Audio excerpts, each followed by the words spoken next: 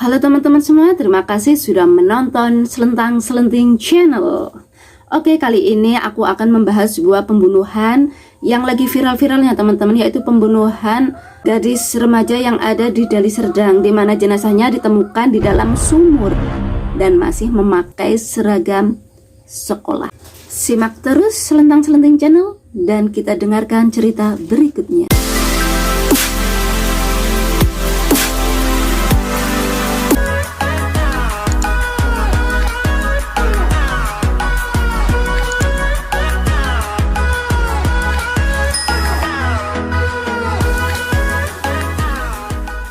Pada hari Kamis, tanggal 22 Desember 2022, ditemukan sesosok wanita muda yang ada di dalam sumur di tengah ladang jagung di Kecamatan Sunggal, Deli Serdang. Dan saat ditemukan, jenazah tersebut masih menggunakan seragam sekolah.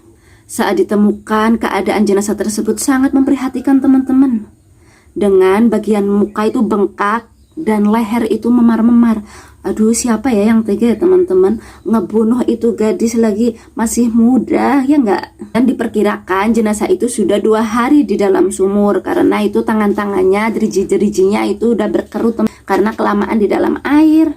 Kemudian warga yang menemukan itu langsung melapor ke warga-warga lainnya, sehingga di situ banyak warga yang menonton ke sumur tua di tengah ladang jagung. Setelah kabar merebak gitu ya teman-teman, jadi banyak yang mencari info gitu, siapa sih itu, ada pelajar yang masih pakai seragam sekolah itu kok ada di dalam sumur, ngapain juga.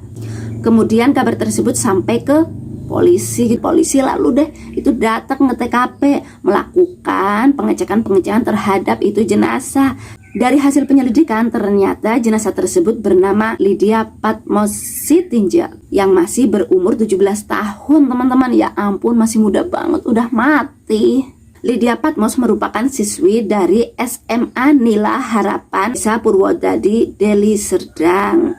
Karena nggak pulang-pulang sekolah, jadi pihak keluarga itu melapor ke polisi. Dan kemudian setelah melihat video-video dan berita-berita viral dari medsos, nah kemudian keluarga itu curiga, loh kok ada penemuan mayat ya, siapa ya, kok masih pakai seragam sekolah gitu kan. Setelah itu pamannya mencari info, tanya ke sana kemari, ke temennya, ke ono ke ini. Ternyata si Lydia itu terakhir kalinya pergi sama seorang laki-laki. Siapa lagi? Banyak info yang beredar ya teman-teman. Ternyata ada salah satu teman dari Lydia yang tahu siapa laki-laki itu. Laki-laki itu bernama Reza. Kemudian polisi bertindak cepat itu teman-teman, melacak CCTV yang ada di jalan-jalan. Ya maklum sekarang kan Indonesia lagi banyak CCTV itu, kesana kemari itu pasti kelihatan dan pasti ketahuan. Kemudian dari pengecekan CCTV itu polisi mengantongi satu pria yang dicurigai sebagai pembunuh Lydia. Karena sudah mengantongi itu, oh Reza namanya, alamatnya di sana gitu kan. Polisi langsung bergegas untuk memburu si Reza. Dan ternyata Reza ketemu di Binjai, di tempat saudaranya. Cepet banget itu Reza yang melarikan diri. Kemudian polisi nggak mau ambil pusing, langsung deh cepet-cepet dia ngeburu tuh si Reza. Kemudian polisi sampailah tuh ke rumahnya si saudara Reza. Di sana langsung tok tok tok. Halo ibu, assalamualaikum. Nggak taunya itu yang nongol si Rezanya langsung. Terus Reza tanya ke Pak Polisi, ada apa Pak? Ada masalah apa? Kamu yang bernama Reza? Pak Polisi bilang gitu. Ya Rezanya langsung aja bilang, iya saya Reza. Kenapa Pak Polisi?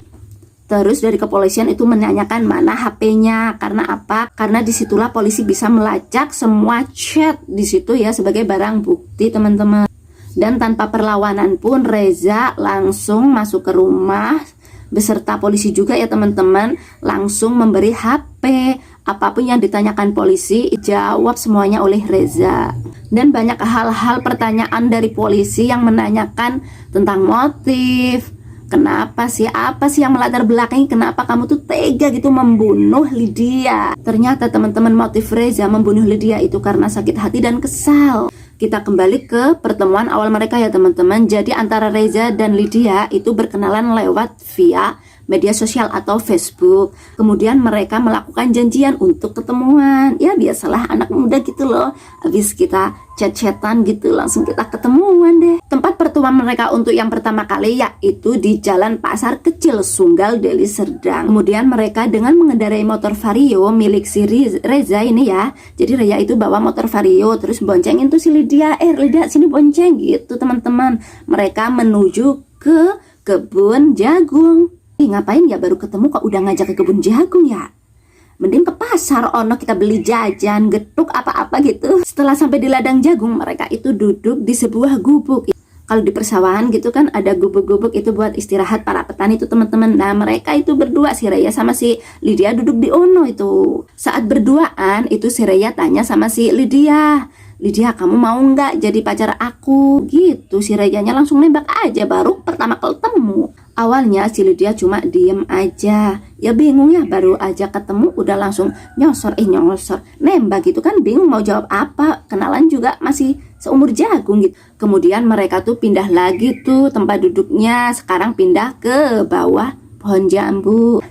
Lumayan nanti kalau ada jambunya bisa buat ngemil gitu teman-teman. Lalu pelaku R atau Reza itu kembali menanyakan pertanyaan yang pertama itu, yang nembak si Lydia itu mau nggak jadi pacarnya. Tak hanya di situ aja teman-teman, pelaku R juga atau Reza itu ya sambil melakukan penembakan untuk yang kedua itu sambil memegang tangannya si Lydia. Spontan si Lydia itu menarik tangannya lalu berkata kata-kata yang kasar kepada si Reza. Si Lydia itu menyebut bahwa si Reza itu cacat karena memang si Reza itu sumbing gitu teman-teman. Jadi ngomongnya aja nggak jelas gitu ya, maklum ya namanya aja juga sumbing. Dan Lydia juga bilang kepada si Reza itu bahwa nggak bakalan ada deh yang mau sama kamu kan sumbing, ngomong aja belepotan gitu. Iya seharusnya jangan begitu ya, kita semua kan makhluk Tuhan gitu teman-teman.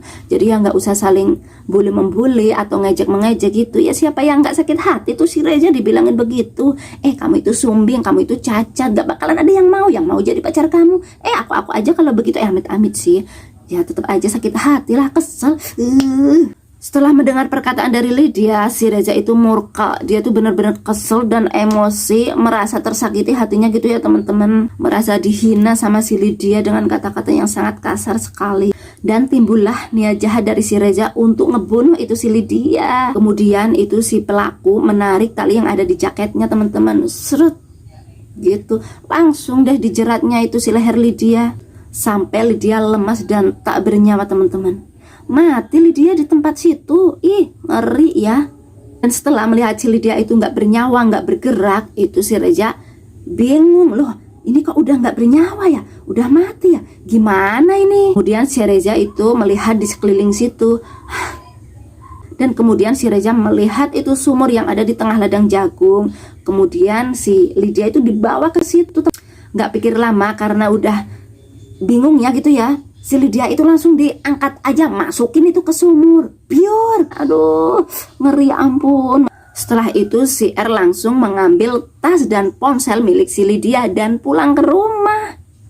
Enak aja, abis ngebunuh, ambil itu si HP, pulang ke rumah.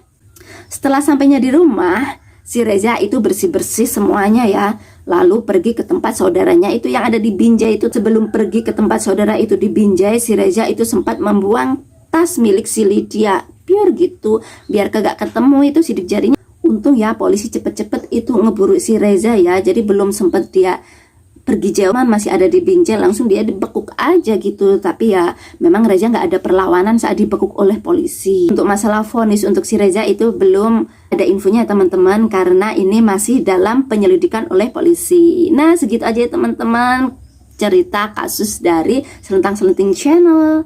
Dadah.